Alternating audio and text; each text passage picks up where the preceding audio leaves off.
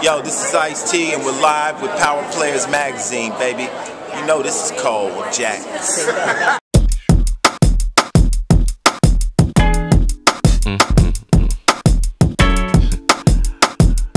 know it's on, right? Yeah. Power Player, how are Yes, you? sir. How you doing, Mr. Ice-T? I'm hanging. I want to ask you a couple of questions. Okay. First, congratulations, man, on your career, man. Thank you. You've had longevity. And swam upstream the whole way. Swam upstream. Yeah. What brings you here tonight? One of the honorees tonight is Neil Baer, who is one of the producers from Law and Order. So he told me this was happening and would I come, and I'm going to present him with this award. Okay. So that's one of the reasons I'm here, and it seems like it's a good thing. It is. The topic of the night is mental health. Right. How do you feel the television and movie world has handled that subject matter?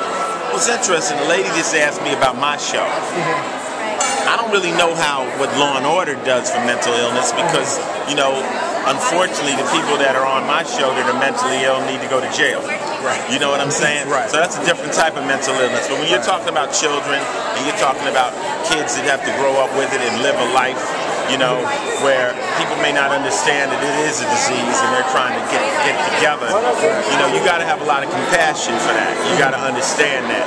So, you know, I don't know. You know, I think TV is like a 50-50 thing. You know, as much good as it does bad on the other side of it.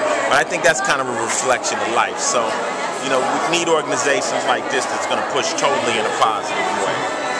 Peter Berg did a television series about 10 years ago called Wonderland, and it dealt with the very issue of mental health. Right. It was very gritty, it was very dark, and it got canceled in about a week. Apparently the TV audience wasn't ready for a show like that. 10 years later, do you think the audience is ready for a show that really gets into the nitty-gritty world of that subject matter? I think the television people that watch TV don't want something that hits too close to home. You know, they want to be entertained, but they don't want to be felt. They don't want to feel really uncomfortable. You know, like my show, because it deals with rape and child molestation, it's very uncomfortable for people. But a lot of people worry about these things. They want to get ideas about how to protect themselves and stuff. When you're dealing with mental illness, it's like a show that's based around it.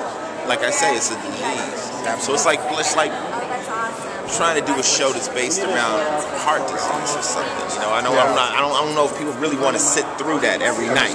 So it's kind of like a sad thing that I don't really know how you would wrap a storyline around something like that. You know, unless you created a character that was mentally ill, that was something somebody really cared about, and really, you know, people really were able to dig into that particular character. I got you. You know, like even Rain Man, who was autistic, but somebody that everybody ended up loving. Right, you know? right. And I think that was a movie that made me understand that.